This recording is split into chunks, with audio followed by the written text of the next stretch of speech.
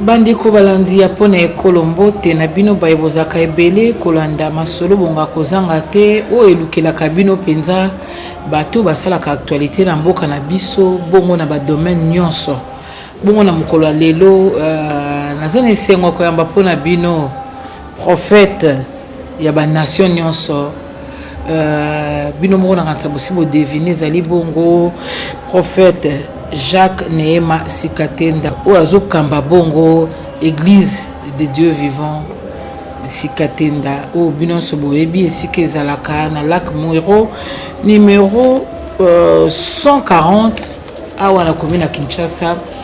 Malgré l'occupation na prophète andima fongola biso porte ya bureau na poto solola makambo kitoko azosala ya 3e édition ya invasion évangélique au boulot ya bimisi. Ça fait 3 ans ezolandana ndenge bana Kinshasa balobaka toyeba makambo ngo euta bitoko sola pe ebele po prophète Neema azali moko ya sali na nzambo basalaka actualité na mboka na biso o bato balobaka mingi ezala solo ezala lokuta mingi na etali tokomeka pe kosola naye ameko fungola biso mwa moke.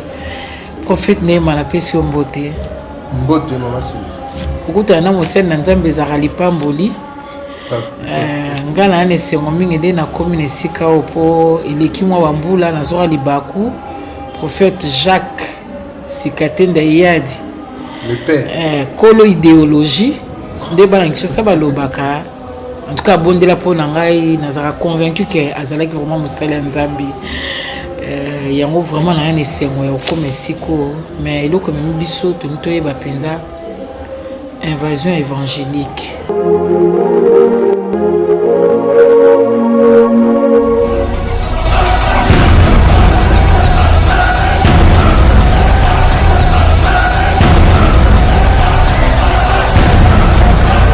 Écoutez-moi ce soir. Je sens l'onction des miracles. Avant que les miracles se passent ce soir, je dois bien te révéler sur le règne de notre Dieu. Que son règne vient de l'éternité. Lelo toza na 3e édition mais likanisiwa ni utaki wapi pe oloba ezaka ndenge ba pasteur musuba saka ba outre neuve ba destruction des hôtels ba makambo belé bandeko musuba salaka to eza nini pasteur? Évasion, merci maman pour la maloba. Évasion évangélique, c'est une vision divine. Mon vision eza oyo nzambe ye moko communiquer na moto. C'est différent avec eloko moko sa plateforme bosangisi ba idée oyo bo classe obi yo kozala président yo kozala boye bobimisi eloko na bino bozoela mo mikambi. Une vision eza communication infinité moko ezala na nzambe na moto. Déjà en 2007 na bandaka évasion évangélique mais pas vraiment avec slogan wana invasion. Na bandi oyo nyonso avant d'arriver à Kinshasa, na mboka na Congo, aibi événement oyo tout ça là 7 jours dans stade de martyr. Dernier jour batunyo sur la table blanc oh lelo comment batunyo sur comment lelo journée à blanc et le bamaka kutu moni ba kisina ye moni alati batu pembe mais lelo wana pesa kibonzambe te tozinda moko na makambo. Et puis lelo batunyo sur comment blanc là en 2007. En fait naebaka nakenda 21 jours na ko préparer on à Cape Town na yoka bisiko kenda ta bikoro te pasteur bon likambo te on doit préparer 21 jours na Cape Town. En fait il y a un hôtel là-bas ils ont 12 collines babenga ngo il y a 12 collines. Je pense que Moutazola Kingangoza papa Ignace Moleka c'est vraiment un frère que j'aime beaucoup, grand frère honorable Vivien Moleka. Et alors le coup les gens en face il y a mer et puis ils ont la souka Afrique ils ont que le mot révélation ma casse bando betenaga masolo. Alors toi betenaga masolo ngabaki non il faut que nous ça la retraite nga côté kuna le coup les souka Afrique de ce qu'on a Afrique et Banda point Afrique wana il faut penza ils ont le mot symbolique profond mais sur prophète ou l'ingami ko tanga basi la salle 21 jours kuna le seul là qu'on a mona la prière wana avant dernier jour na mona Christ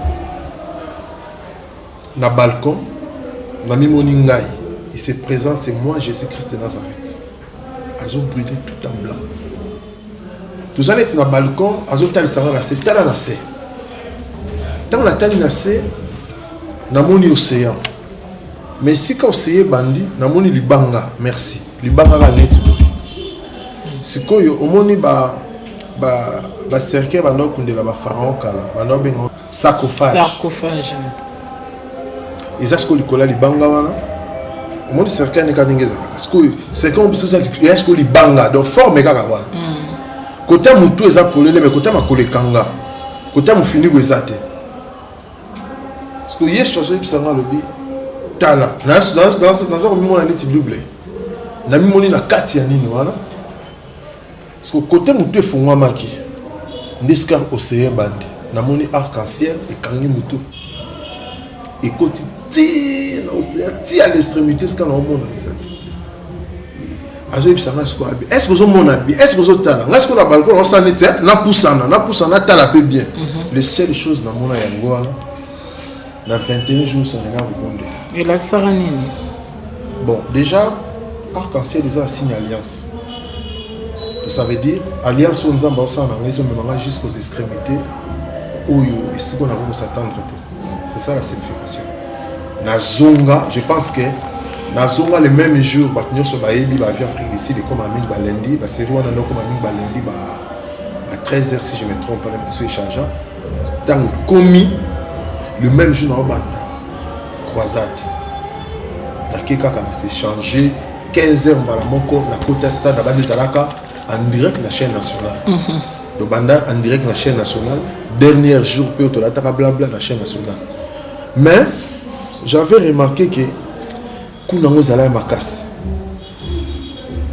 mbongo zala ki belé et puis biloko nous zala ki on ezaki à location ko banda ba instrument ba nini 7 jours to bandi lundi jusqu'à dimanche écouter ki biso makasi na ki ko arrêter na zone na ba croisade anormal ba croisade ya ba 3 jours ya ba 4 jours on a message ko sala bomundo akana ba stade Tata Raphaël na ba au limité quand même Nzambe na ba martyr.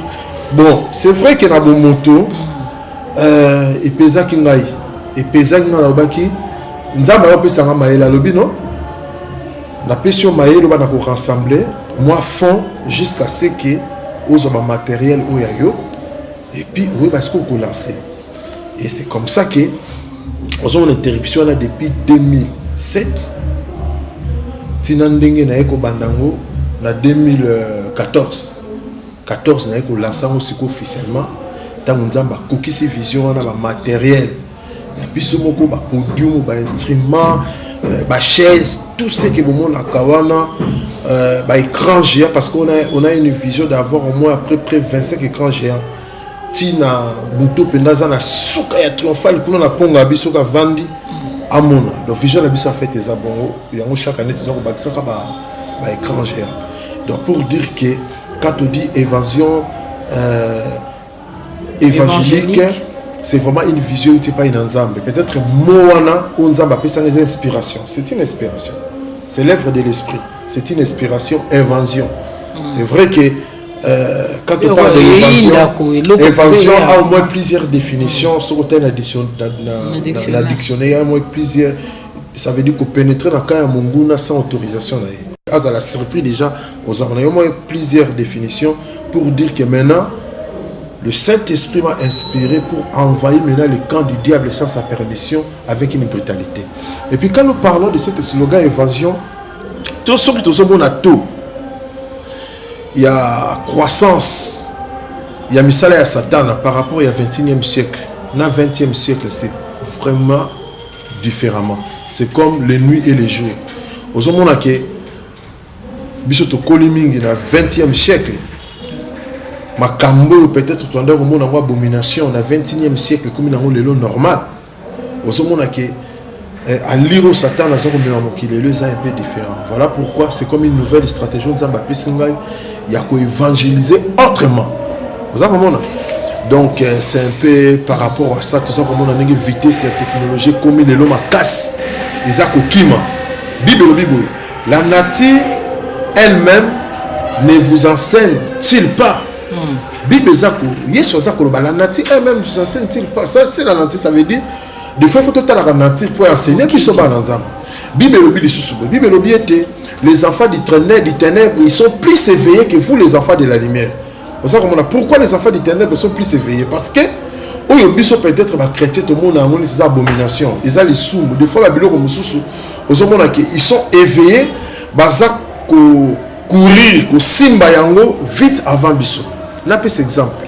Il y a un grand homme de Dieu qui a invitant au moins 2 fois la Corée. À nous, les invitations, peut-être en octobre, sous nos en Corée. Ayaki a docteur John qui est au bâtiment de Lingala, choriste de Lingala, qui est en 2006. Nous avons découvert en 2004 en Allemagne. Mais aux comme na croisade et sika bazote ya Yesu au tali niveau ya technologie pour et faire véhiculer le message à Christ dans le monde. Bazala comme un centre mobimba. Ils ont fait déplacer les satellites et comme à tis que bazala pour nous bender image pour nous disperser partout dans le monde. OK. Ce qu'on a dit en 2005, en 2005 aussi, il a fait ça à New York, dans Madison Square Garden. Artiste pour faire ça l'anniversaire de Michael Jackson. Il a rassemblé tous les grandes chaînes, CBS, CNN. Comment modèle en fait, au moment où il faut copier le style de pasteur bourgeois pour le non, en fait, côté naïe, na yiba un peu na capter un peu cette façon là, il y a faire véhiculer message na ba zone de monsieur ko komater. Façon oyo atambola na technologie. Parce que ce qu'on comme na ba manifestant tu vas sentir que la technologie est en train de travailler. Plus aspect wana oyo ngai pena na yiba mingi côté naïe, nouvelle organisation ya technologie par rapport à makambo nzambe. Ils ont un rapport. Non, quand on dit technologie par rapport à Makambo ya Nzambe, par exemple, Azo côté en même moment, Azo couvrir toute la planète. Fouti ba NASA, satellite, tous les chaînes sont là. Au continent, il y a un siège moko boye. L'état-major mobimba, il y a des techniciens, il y a internet, il y a différents. Il y a un peu modèle na côté. Et c'est la même façon, c'est quand je suis allé en Corée pour la première fois, j'étais impressionné. Même à côté média, côté tout, j'ai un peu pour dire que quand on parle de l'évasion, donc toujours courir derrière le temps par rapport à la réalité à siècle. En fait, nous va bien, mais c'est la 3e édition. Et nous connaissons Sikato Mona.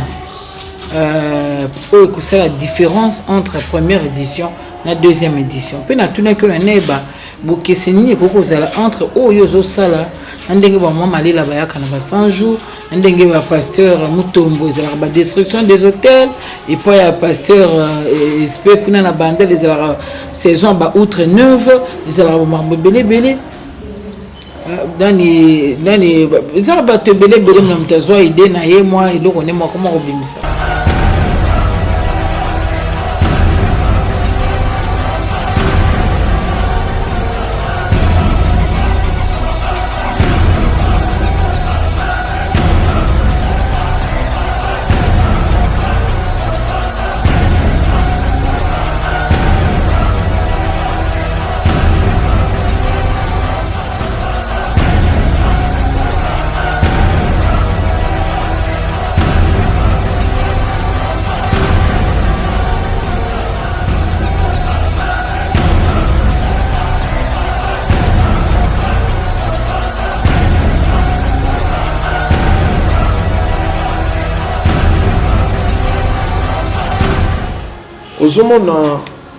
biso tout ça na lignée en Nzambe malamu. Quand on parle de lignée en Nzambe malamu, je pense que Mozaï dit na bala aza tata penda oya memi bolamu ki na kati ya mboko oyo mutu moko ta koki ko contester yango. Alors papa aboti ngai azala évangéliste na makolo ya Mozaï aidi na bala. Okomona ete ba Mozaï aidi na bala ba hérité pa ya ba Osborne. Évangile bango ba héritaki ezalaki évangile si le royaume de Dieu, ça veut dire présenter Christ comme le seul roi, le seul seigneur et pas une abattu. Donc style wana ya kosakula Yesu na balabala bazwa yango wana epai ya Osborne. Alors ba papa na biso ba koli na makolo na bango ba hérité eloko wana ya kosakula Yesu na balabala. Donc pour la colocation, est-ce qu'on a question na yo koloba ete différence ni les qu'on parle de l'évangile évangélique. Na ote kolobelo comme quoi. C'est vrai que dans le 20e siècle ba croissance de Salema to me sana côté à Yesu. Mais cette fois-ci, cette espèce d'espérance que n'a exposé Yesu Christ na balabala autrement. Par rapport à la croissance à ma béningue Satan comme multiplier na balabala. Pour le comme à moi côté tembeti na politique donc yo po na olandaka na mulongo pardon côté ngai nzela na bino wana te na yebi ko zala mingi na ba côté ngate. Moi en fait nzamba yebisa kingai c'est vrai que sur otali chaque année naza comme un stade une fois mais ça invention te mais cette fois-ci vision o ya invention nzamba yebisa ko zala stade te na balabala yango za komona ete ba tout nyonso parce qu'il y a un seul message où ils ont fait véhiculer sur la carte d'évangile la bonne nouvelle du royaume de Dieu selon Ésaïe chapitre 9 verset 5 Matthieu chapitre 24 verset 14 où Ésaïe a prophétisé lobi car un enfant nous est né a présenté moi na robota maman na yango apesi même la sexe na lobi ce sera un fils a présenté Yesu lokola moi na Nzambe et il dit que la domination se reposera sur son épaule, on l'appellera admirable conseiller Dieu puissant Père éternel prince de la paix. Et le même prophète Ésaïe, chapitre 7, verset 14, avant à comme 5. Parce qu'en fait, révélation est progressivement. Au fur et à mesure, vous avez avancé, éclaircissement. Au moins, dans le chapitre 7, Ésaïe a représenté qu'une vierge sera enceinte, elle enfantera un fils. On l'appellera le nom d'Emmanuel à Sukuana. Mais dans 9, a élargi encore vision. Mais sur lequel les sources, dans 40, dans le chapitre 40, verset 10, à l'objet, montir une grande montagne, annonce aux villes de Juda, voici votre Dieu. Mais si on pousse les sources dans 53, nous avons la révélation, il y a Christ. Donc, vous avez la Bible et la moto. Ils ont des ressources. Pasteur, prophète, vous avez la Bible et la moto, il y a un problème. Ou bien, non, en fait, tout ça, dans la émission, vous avez la question, vous avez la réponse. Pour dire que, dans je parle si le message peut se faire véhiculer évangélique. Ce que les Isaïe 53, vous avez la source que révélation, on a passé par Isaïe, ils ont toujours s'élargir.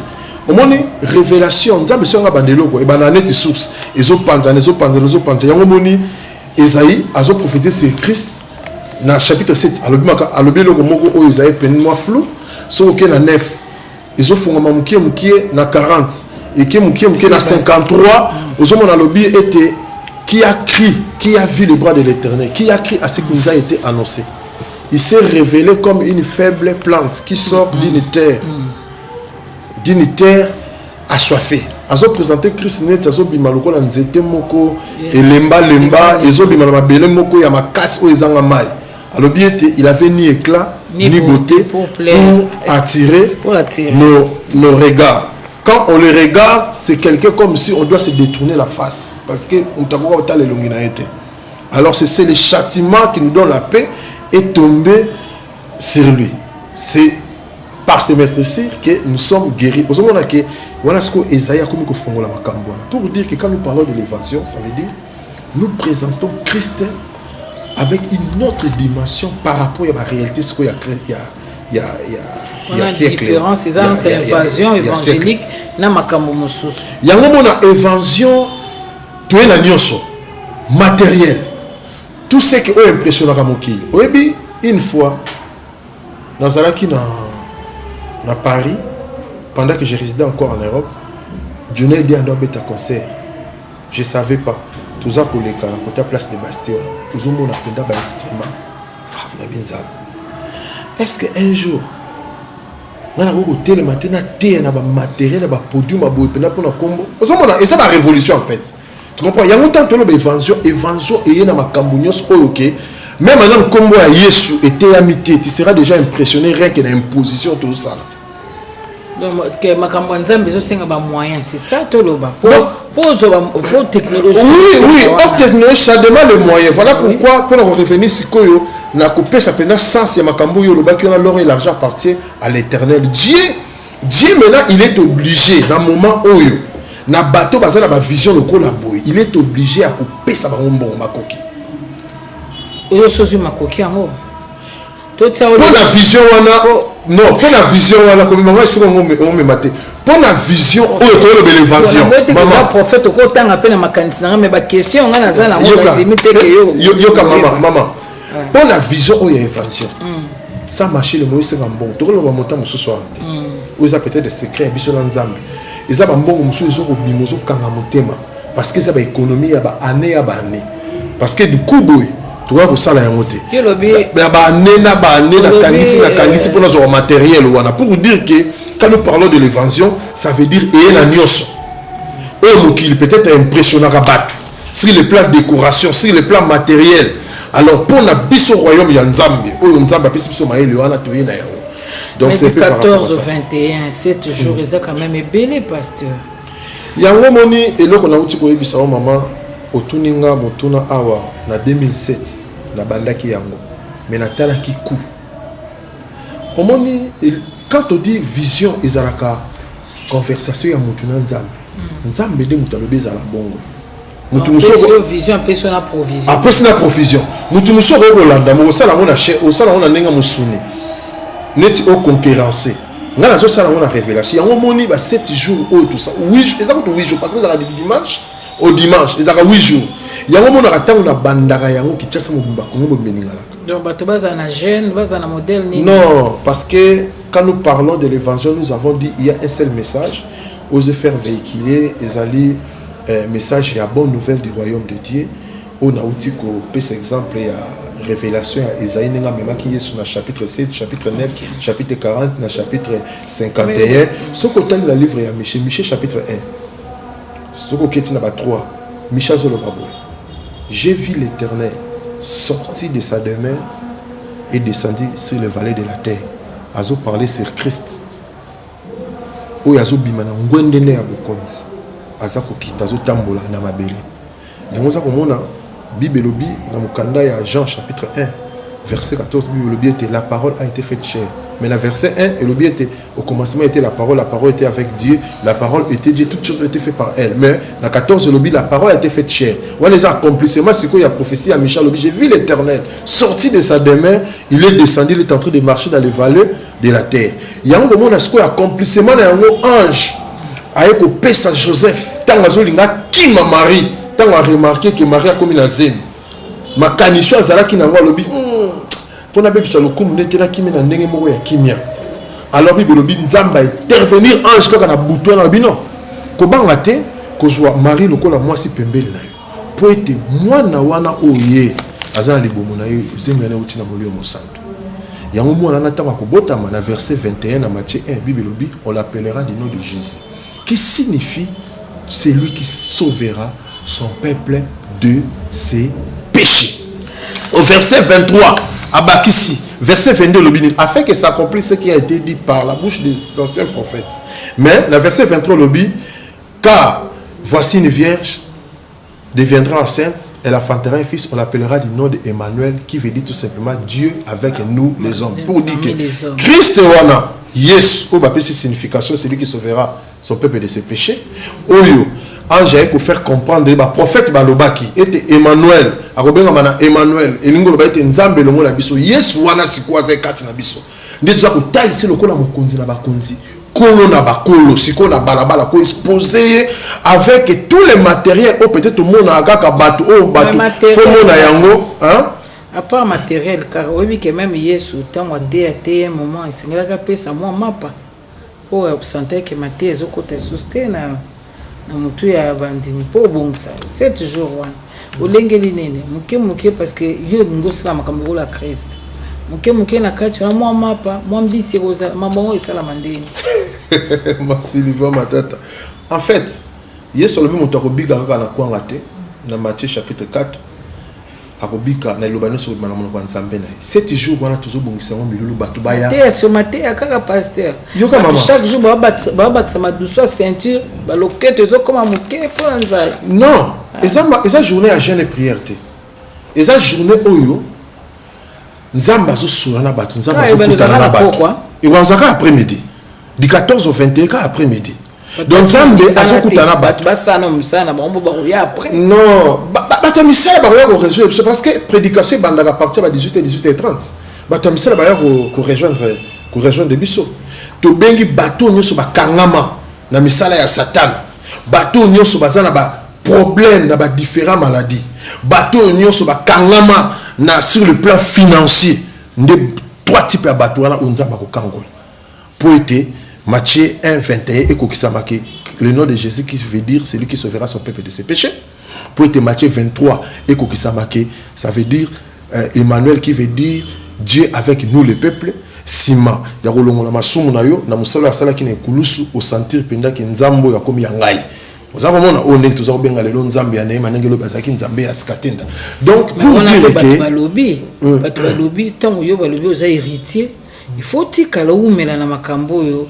Ndenge biso baka de Dieu vivant ya sikatenda yo mbala mo pouf et comme Dieu vivant de Neema au monte que honorer moli moté ya moto yo non au monde ça oyo zalis au monde terrain wana soto bito kota yango eza makambo makasi ya menene oyo toko fungola za komona oyo toko fungola au monde Nzambe il y a Dieu d'Abraham, Dieu d'Isaac mais boni ata papa za suna bo moete zela de walo bakan Dieu d'Abraham Isaac Isaac azaki mona na Isaac azaki mona na maman et Abraham est-ce que pas benga Dieu d'Isaac wana Abraham azaki soute après tango Isaac aki ba bengi Dieu de Jacob pour benga Dieu de Jacob Isaac azalaki te. Il y a une émission à révélation. Et ça raconte la source. Ils font un malé. Voilà ce que ils ont un moto à payer ça qui mission. Ouais, à payer ça mission pas papa nangai. Yé wana ndem taponaka. Ezate que lelo la lo la muki parce que na mona sikatenda que non. Nzamba zaki atata comme yangai. Te. Papa nangande sko azu grâce. Nzamba salié ngolo faveur. Parce que Yemoko il parlait de ça. Parce que nous avons dans Genèse chapitre 17 verset 7. Le pasteur alongoli nzambe na sikatenda atikika nzambe neema donc comme le roi au récupérer boule de bala c'est pas ça. Moi ma kama molimo et le bamaka lokola masolo ya balabala te. Vous avez comment surtout que dans Genèse chapitre 17 verset 7. Yoka bible za ko loba boy. 7 Bible. J'établirai mon alliance entre moi et toi. Abraham. Et tes descendants. Après, j'établirai mon alliance entre moi et toi, Abraham. Et tes descendants après toi. Pour que j'établisse mon alliance avec tes descendants, il faut que après eux. Et vous allez avant eux. Donc pour le moment, comme toi tu es là, j'établis mon alliance avec toi. Mais pour comment il y a des descendants, il faut que ça après Baron. Vous allez comprendre. Yango Ormon a été Bible. Ce qu'on est sous la ya Genèse chapitre 25. Bible avant Abraham Akoufa. Bible il donna le don au fils de ses concubines. Badon. Mais il prit tout. Il donna à Isaac. Mais comment mon toit a zunios? Après c'est pas Isaac. Gosu gozwa le sous. Après c'est pas le fils de concubine. Concubine to la ngala makango. C'est pour concubine on est compliqué bandiko ba oui. On se comprend. Il lui a dit ngala zuna pesionios. Mais après ce verset qui tient le biais était kaka Abraham ana azususu apesi. C'est sûr na pesionios ça veut dire que batwana go souper ça va le côté et lui go batango ba baki Abraham a pesaki Isaac nyonso. Ils allaient kaka pas les choses matérielles, c'était la spiritualité ya zalaki na yo. Pasteur, vous solo la bien, mais bon, il y a solo. Donc, pour dire que en fait, si j'ai oyo, exactement mukolo mususu nzamba ko pesa occasion, nous aurons le temps à débattre, mais la ko pesa par exemple moko. Obi po nzamba bikisa mokile, atindera mona na ye. Obi besoin na ba mission mususu ya makasi. Mutu akoko accomplir en koleka mona na yo, ate. Ayamo bandiko musuba kendanga bapo il fallait rayoka rayomdeka ro accomplir ro makambo ya lac muiro et comment on va faire des familles. Non, en fait ce qui vous permet une émission na yo au moment que de le vivant il y a papa établissant comme prophète à pakola mafuta Osier 2000 je crois 2000. Ouais, les acquis en 2000. En 2000. Ouais, j'ai en 2000 à cette consécration parce que j'étais évangéliste depuis 90. Depuis 90 au bas âge. Au fond de l'église en Galema. En Galema 98 na fond de l'église en 98 en Galema mais pour la sikoyo ko banda ba misala oyo ba milulu ya libanda ba image ezali na miso ya bato. Pendant qu'il m'a établi prophète ba o nyonso wana bazalaka bana na se makolo. Lui vous avez déjà les colons là-bas. Sur le plan spirituel, j'étais déjà au-dessus d'eux. Okay. Et puis tant que papa Kei. Donc c'est moi qui étais à la tête d'eux. Donc pour dire que ça m'a rembellé, on ne veut pas y entrer. Et là, parenthèse, en fait, pour dire que makambu oyo ya koloba nzambe ya sikatenda nzambe ya neema yote pa ya nzambe yote pa ya ngai mokote parce que misala eza ko justifier yango. Les kambote meto beteli solo ba beki pasteur. Ba beki oyo bino nyonso botamu salam noka bakoka. So ke ba masanjo bakoka batambola. Pa mutombo bakoka batambola. Et pas soni batambola. Ah kutu koloba te. Bako phénomène beki wana. Et ça la mandine. Boutaka na bato wapi bayaka wana ka non. Boka ba beki tambola siko. Les autres problèmes nini et depuis to yo quand sous bâton on sera battu l'église ma coloqué au limba bango du sous les autres phénomènes nini. Non, en fait il faut qu'on comprenne qu'il y a des vrais miracles et il y a aussi des faux miracles. Est-ce que nzamba ça un miracle tina mokolo lelo yoka maman il y a des vrais miracles passer à ma répondre non pas oui ou non yoka na ibisa yo siko yoka na ibisa yo Jésus-Christ est le même hier aujourd'hui éternellement. Bible le dans mukanda ya Marc chapitre 16 verset 15. La Bible dit, allez dans toute la création, prêchez. Celui qui croira sera sauvé et sera baptisé. Celui qui ne croira pas sera condamné. Verset 16. Voici les miracles qui accompagneront ceux qui auront crié. À mon nom, ils chasseront les démons. Ngai mama leki nalingi na bomba Sois moto ya mama leki sois moto tumbama natakie na kunda mwana yo neema yonani oya kopikisa mwana yo so let's get a fête cosine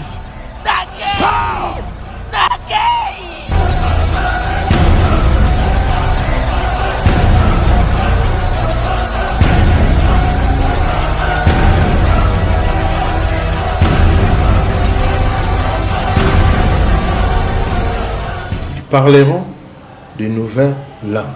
S'ils prennent un breuvage mortel, ça leur fera point de mal. Ils imposeront les mains aux malades. Ça, c'est une recommandation. Et les malades seront guéris. Voilà verset 19. 20. Ils s'en allèrent. Ils prêchaient partout. Les seigneurs les accompagnaient par le signe et les miracles.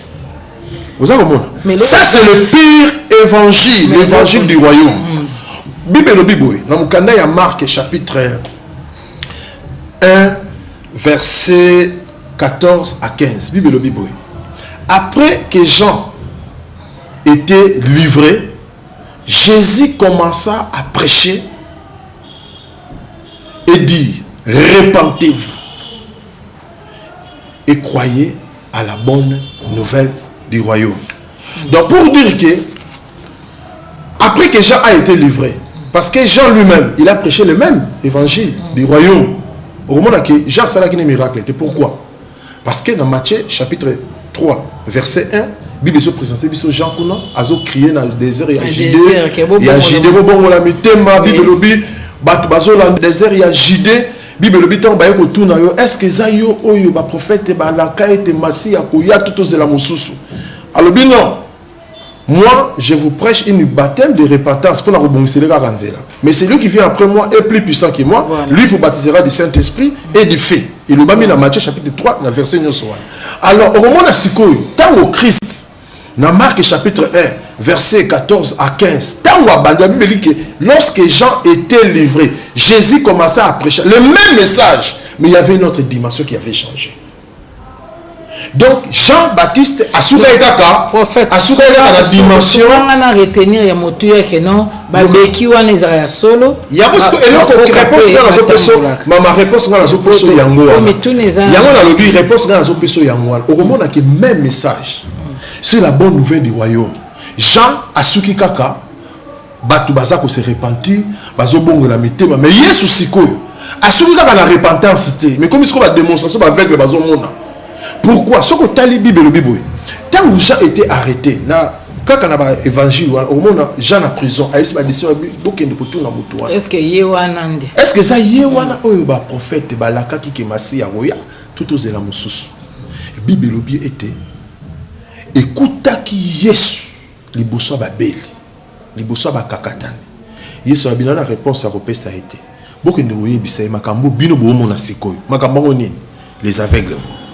Les boiteux marchent, les lépreux sont purifiés, les sourds attendent. Et la bonne nouvelle est annoncée aux pauvres. On a un code moko langage moko spirituel. Pourquoi? Parce que les prophètes, les nosaka, les signes, les été messie tant que messie a autant musaba kakatan. Tant que messie a reçu la salité, mais on fait la paix, bah mis sur aveugle. Tant que messie a reçu la télé, on va musaba tomiste,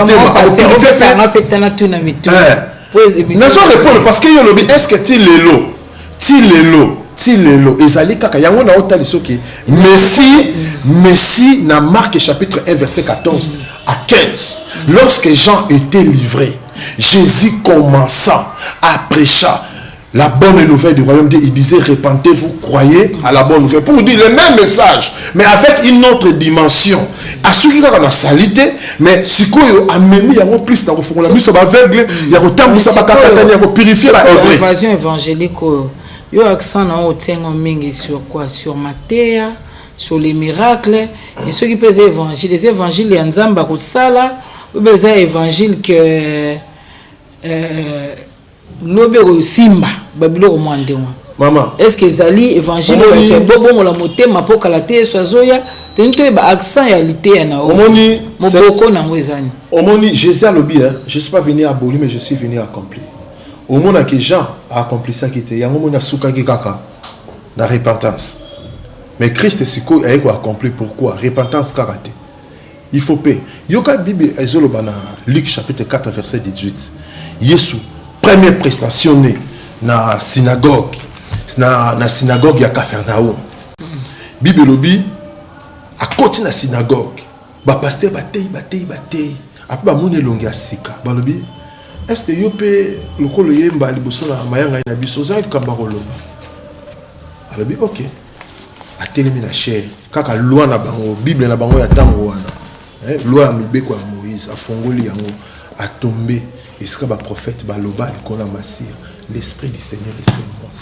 Il m'a oint pour guérir ceux qui ont les cœurs brisés, pour délivrer les captifs, pour rendre libres les opprimés, pour ouvrir les yeux des aveugles, pour annoncer la bonne nouvelle aux pauvres.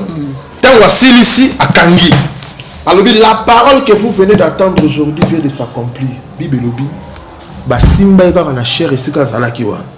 Ba pousser libanda ba memie ti likolo ya ngomba po ba buake na se. Pourquoi? Parce que ba prophète balobaki si ni moko bokoye batango messie akoya akobikisa bato mitema ezoka tango messie akoya akorendre ba libre ba o baza ba opprimé ako libérer ba captif ako fongola biso ba aveugle ako tambusa ba koka siko yo lo ba ete maloba oyo ba prophète ba loba lelo kokisa ça veut dire yo ndo mutu oyo kokokisa yango pour dire que l'évangile du royaume c'est un évangile complet.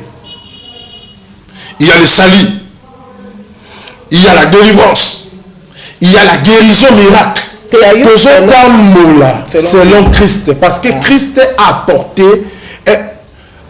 notre Pessah 4, 18, c'est un évangile complet. Et ça a la salité. Et ça a appelé la délivrance. Donc c'est complet en fait. Et là on est il faut qu'il y ait des malades et surtout il y a des témoignages ba prophète Idaosa na Nigeria, ba Makambasala, awa yo za pembe na mama et moi. On peut organiser une invasion comme sous na kati hôpital au côté père. Et là on est zanga. Faut ça l'esprit de Belabino be ça manette. Maman na rebi sur le romoko. Papa na ngamoko déjà avati ka musala za infirmier. Infirmier dans l'hôpital au maman et moi. Et puis on doit travailler na bateau hôpital. On a bané ba 70 ans. Azana histoire. Tant on a bengi na bandi ba infirmier mingi ba témoignant. Année 71, 72, 73 à travailler à Tamboula ba game na ba lisala na ba bateau hôpital. Tant on a mais moi na ba Cape Town ba Corée. Moi na ba Cape Town ba Corée ba Paris. Mais non, parce que Matthieu chapitre 24 verset 14, il y a sur le Bible. Élisée fois ça la oleka Eli, on tombe il y a sur le Bible. Alors Matthieu chapitre 24 verset 14, cette bonne nouvelle du royaume sera prêchée dans le monde entier pour servir les témoignages, alors viendra la fin. Dans le Marc chapitre 16 verset 15, Tina 20 on attend là qui aller dans toute la création et prêcher.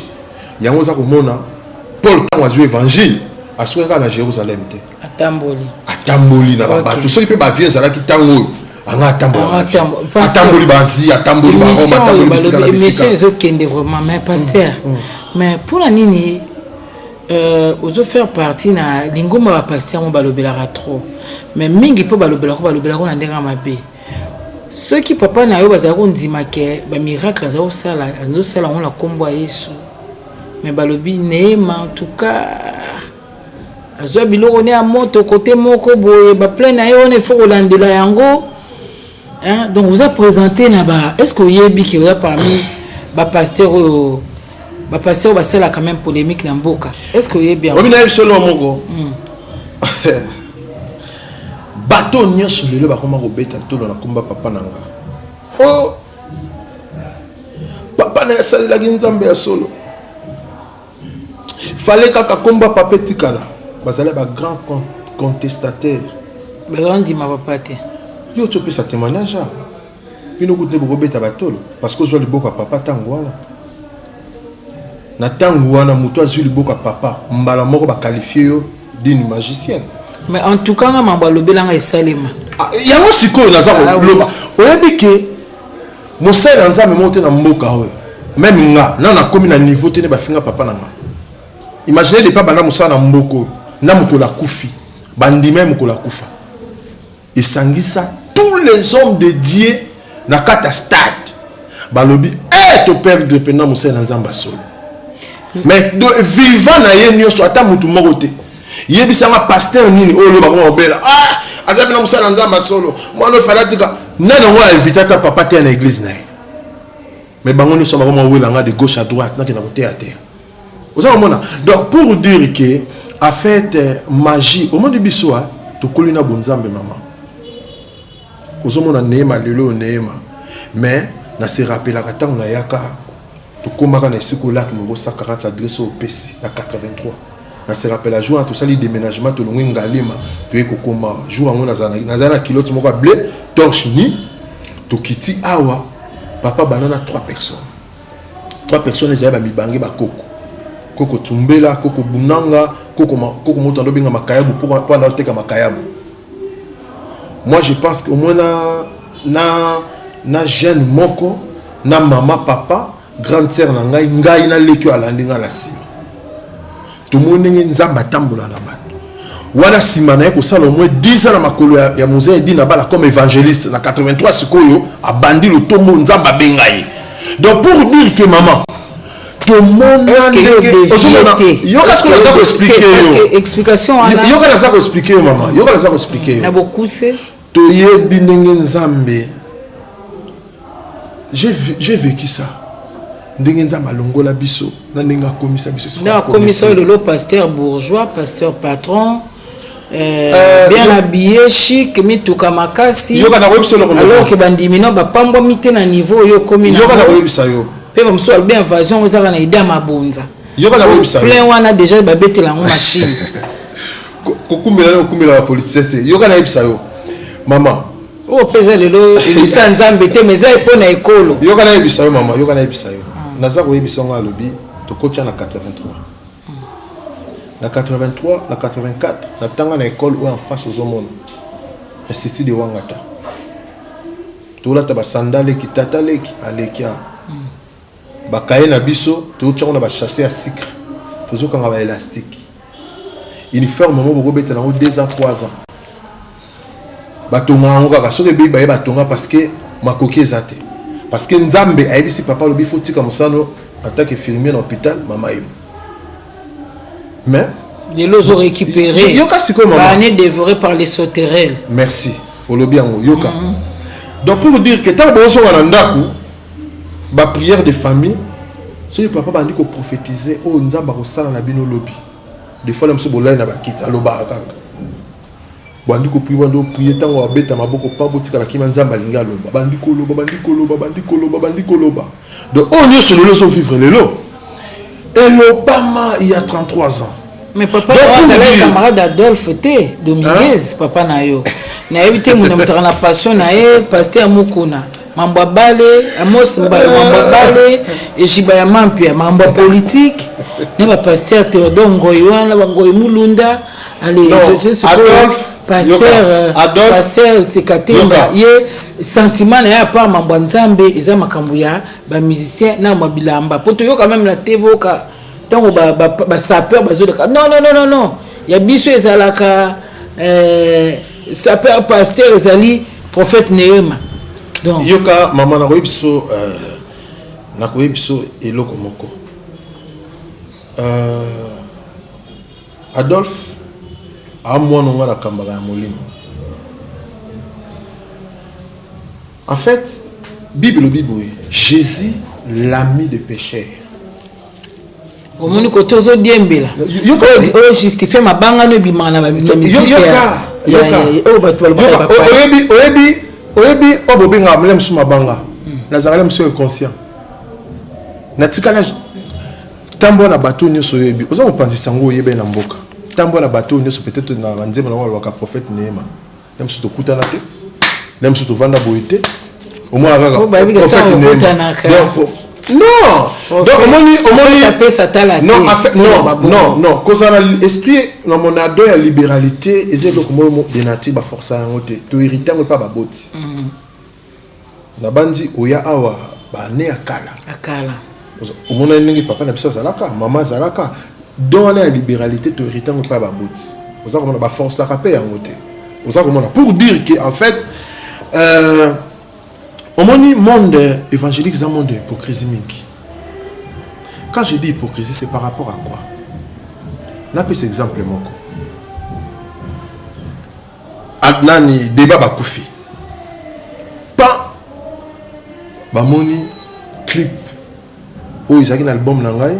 On en a bimisate. Ils ont une chanson moko phare. Il fallait qu'ils n'aient pas bimisa. Bamoni clip yangai na papa wemba. C'est quoi mais qu'est-ce qu'il a fait qui n'a benga papa wemba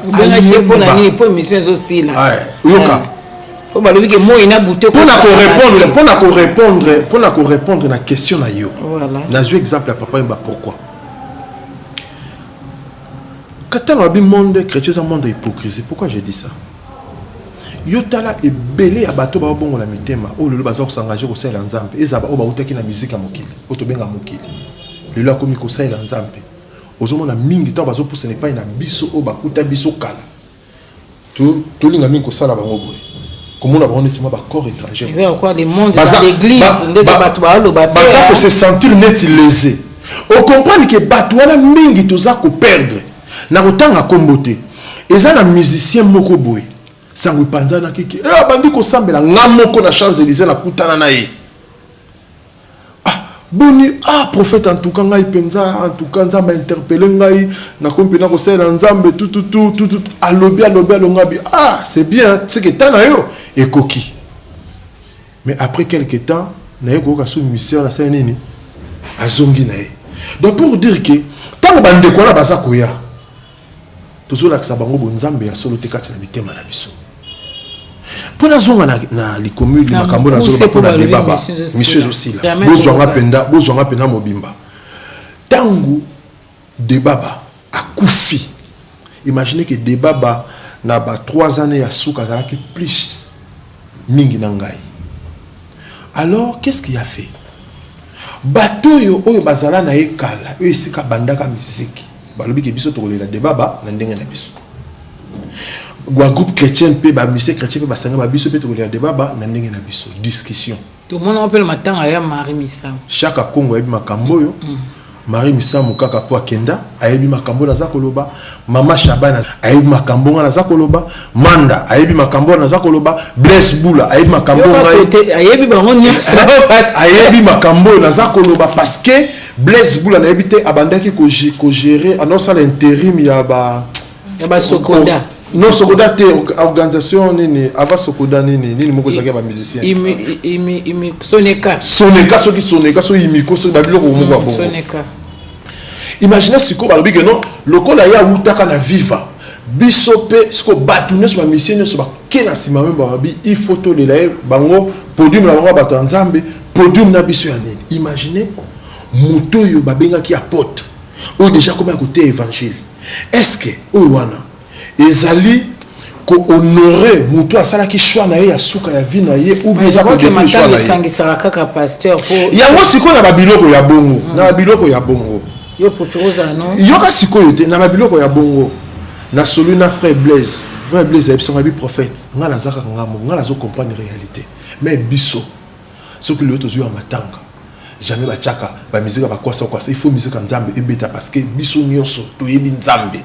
Mais le comme le niveau barolobake ngana zu parchement min côté na bien stratégie moko toko ça la pour moto ko bon makambo ni zaka ka papa wemba sala makasi ngala ko accompagner ti papa wemba to kenda na frère Blaise na bututi na répétition eska papa wemba zo sala tant au kota pe to koti ko vandi pe non quand to koti papa wemba moninga mba moka kati rep a telemi prophète la ninga tiawa en tout cas pe na ndeko lukayo to bimi to koti na kati voiture na ngai. Sikoyo bandi ko expliquer na mokusa bandi ko expliquer tanga bandi ko expliquer bon habiter en tout cas papa tala kaka ba polémique on est aux ambalamu ta sele quand même nzambe c'est vrai que auta ki kuna abinga on a problème té webi kaka bat ne nga ko sala tout nga pensa idée nga pensa il faut ça ka podium moko biso so ngabi OK na bi bon papa en tout cas tout cela qui na frère de baba nzembo moko na ko profiter pe okota mungo na nzembo parce que dans la partie moko boye oyo ezo senga moto ayemba bi pas de problème. Tout ça qui n'est pas tout lobby papa Mbake à côté c'est à côté ses voix tout ça les clips wana des polémiques c'est ça nzembo non ko ekobeta pe église na nzimité non ezalaki nzembo nzambe ezalaki nzembo nzambe éviter à partir non ezalaki nzembo nzambe papa do bat muso ka non mais pasteur monsieur aussi là ezalaki nzembo nzambe à partir nzembo wana conclusion et pesama podium au moment même dernier jour na matia ba mission nyonso ba yemba nzema mokili wana ba yemba nini Yesu ndeko na bolingo mutu na mutu azo salaka vocal na Yesu ndeko na bolingo ba mbili ya belle ba fali ba président nyoka longo bato bango nyonso ba yemba kana ni wana prophète ma problème exactement ngana leki na couloir ya salle de crise nde babenga ngo est-ce que ba réunion est-ce que ba décision zo en église prophète ozana ba photo yo ozala umela ou bien ozala yebela na comprendre la question de terre prophète ngana moni photo na président de la république bozo solo mais attends mais to yo ga rappeler prophète non c'est la malembe non to lo bango to bomba te po eloba mara ba ne mala bango ba zela kana élection pour faire sa mot d'ordre ya umela. Non, Yoka, il faut que je suis comme tu parles avec une personne qui est un chef spirituel. Chef spirituel Mbangu. Photo ya Etienne Ezate. Yoka maman. Je gère 475 églises dans le monde. Combien de personnes, combien d'âmes? Non, pardon, 475 églises dans le monde. Je suis un chef spirituel. Un chef de spirituel, Azama beaucoup polele na batunios.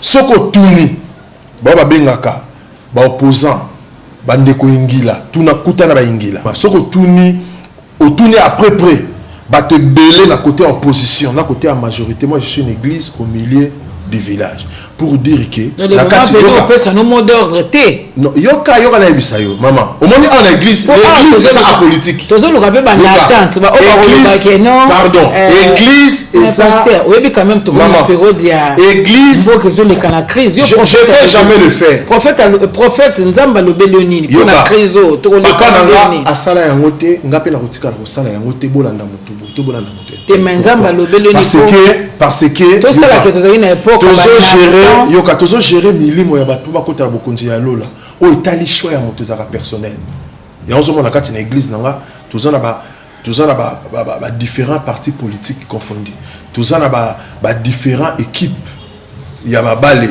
neti ngai yo muto renaissance de nga comme ça na vita ok nga comme ça na vita excellence Denis Kambai ayebi donc bayebi bango nyonso donc nga na komisa na ngai vita pour dire que au moins nous soit ba match au moins nous refa na chauffeur na nga nous komisa na renaissance ou bien imana au moins pena l'autre gagner te bino no gagner on se comprend c'est ça pour dire que soit ya batu yo musano ya ngwala donc soit ya batu mona mutaza libre pour porter son choix pour dire mais voir avec les différentes autorités au monde la photo ba Guillaume Sorona au monde la photo ya ba différents politiciens mususu pour dire que je suis un homme de Dieu ba yambanga na ba différents présidents na ba Gabon na ba Angola pour dire que bazo ba poussa na pembe nga parce que bazo reconnaître unzamba saninga na zala lelo monsieur Sili Afrique centrale rappelez qu'un rendez-vous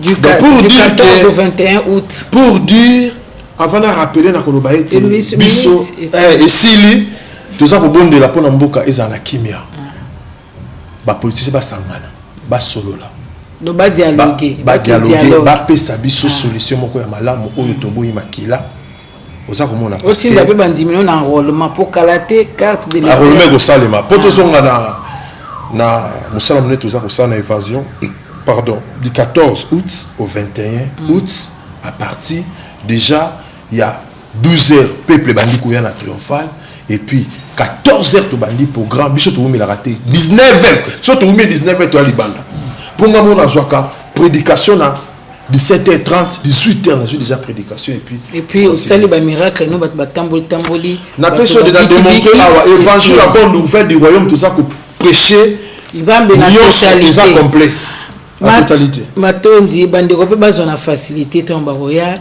matondi prophète Neema Sikatenda Jacques o penza bimi penza na makolo ya o ngana bandoko nzima nazo kontinue ndima tilelo prophète Jacques Sikatenda Yadi oyo to célébrer pe anniversaire liwana na septembre awa matondi ndengo ndime ko pesa so moi tombe et aussi nga tozonga lisusu matondi na bandeko matondi na ndeko nanga moi sina retrouver mami uniere matondi na miba banso bukola d'émission ceux qui prophète ati ba moyen bo moi on a moi ba chaîne belé botika malamu pe boya ebelé na masolo ya invasion évangélique parce que RDC a besoin ya losambo RDC a besoin ya nzambe penza sala na kati po kimeo mena na mboka botika malamu